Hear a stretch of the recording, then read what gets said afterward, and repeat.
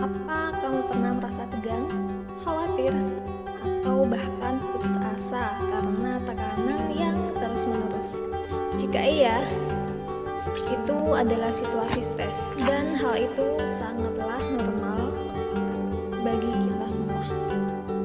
Stres adalah respon alami secara biologis dan psikologis yang dirasakan tubuh kita ketika menghadapi situasi tekanan atau ancaman. Hal ini mempengaruhi bagaimana kita berpikir, bagaimana kita bertindak, dan apa yang kita rasakan. Coba deh sekarang kalian refleksi ulang berapa kali sih kalian stres dalam 1 bulan. Lalu dari mana sih datangnya stres itu? Nah, stres ini penyebabnya karena adanya stresor. Tapi ingat gak semua stresor itu berdampak buruk atau negatif. Beberapa macam stresor misalnya seperti masalah finansial ketika kamu kelilit pinjol misal, atau biaya lifestyle yang gak sesuai dengan kantong. Kemudian bisa aja karena adanya perubahan hubungan seperti perceraian, LDR, atau hidup pisah dengan pasangan. Kemudian bisa juga karena adanya perubahan seperti perubahan status ketika menikah atau punya anak. Bisa juga karena adanya pindah sekolah ataupun pindah rumah. Stresor lain seperti adanya beban di tempat kerja yang gak sesuai dengan kapabilitas kita. Stresor lain seperti adanya masalah kesehatan, seperti tiba-tiba dapat diagnosis misal, atau perubahan gaya hidup. Misalnya seperti pensiun atau dapat pekerjaan baru atau bahkan dipecat dari pekerjaan lama. Ya, stres terjadi karena adanya tuntutan melebihi kapasitas diri. Yang hal itu biasa terjadi karena adanya perubahan dalam hidup atau menghadapi masalah yang gak bisa diatasi, sehingga mengharuskan kita untuk selalu adaptif nih. Ada beberapa orang yang mungkin lebih mudah mengatasi stres ini, tapi ada juga yang sampai frustasi, stres berkepanjangan, bahkan sampai mengalami depresi. Gimana sih cara kerja stres itu bisa mempengaruhi otak dan tubuh? Tubuh kita bereaksi terhadap segala hal yang dianggapnya sebagai bahaya, entah itu benar-benar membahayakan atau enggak. Reaksi ini dapat berbentuk respon secara fisik, mental, maupun respon emosional.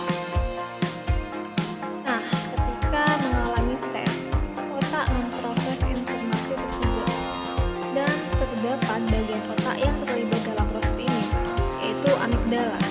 Amigdala ini bertanggung jawab untuk mengenali ancaman dan memicu respon emosional.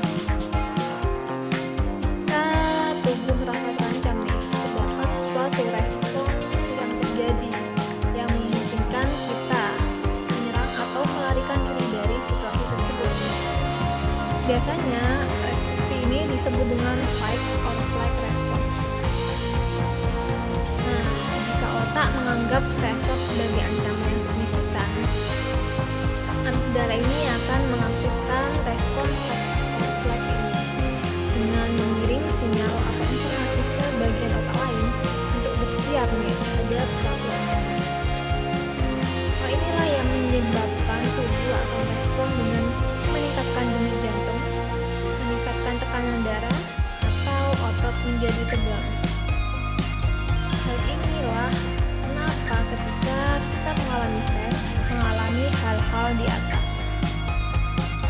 Selain itu dapat mempengaruhi fungsi kognitif, termasuk memori dan pengambilan keputusan kita. Enggak sih ketika stres kalian mengalami sakit kepala, mual, nyeri otot, perubahan nafsu makan, perubahan pola tidur, lelah, mudah sakit, atau jadi emosian, bahkan sulit konsentrasi atau sering khawatir nih terhadap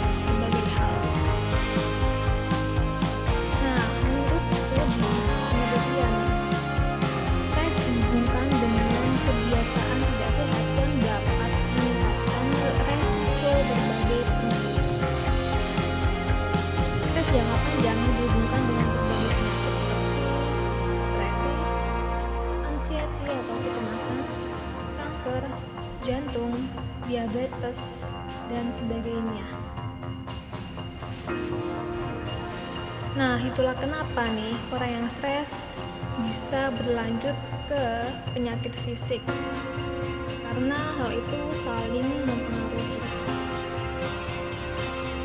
Lalu gimana sih stres ini mempengaruhi kinerja? Nah, stres yang berdampak negatif disebut dengan distress.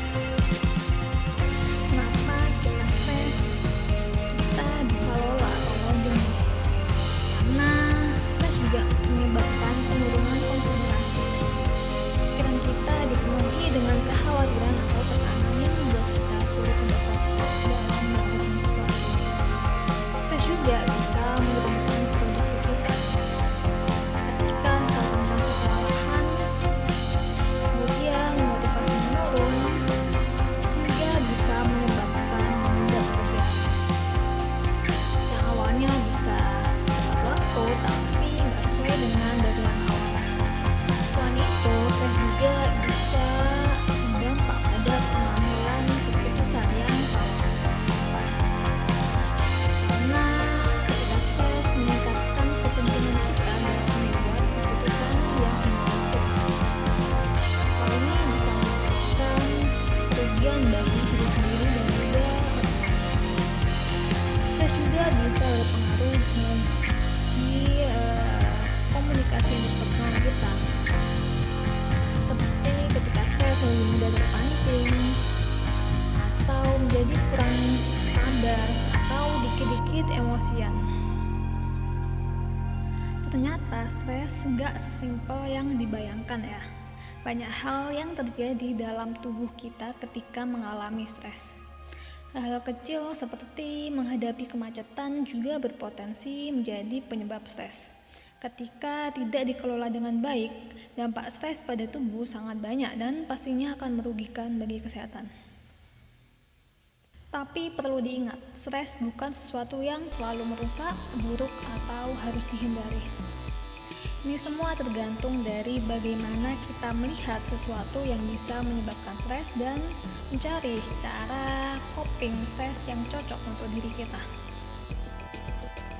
Ingat bahwa respon stres dapat bervariasi antara individu. Beberapa orang mungkin lebih rentan terhadap stres, sementara yang lain mungkin dapat mengatasi dengan baik. Aku harap siapapun kamu dan apapun masalah yang sedang kamu hadapi bisa tetap selesaikan dengan baik. Dengan kamu menonton video ini merupakan salah satu langkah awal untuk memahami diri kamu agar bisa mengurangi dampak besar dari stres. Oke, sekian dulu video ini. Terima kasih dan sampai jumpa.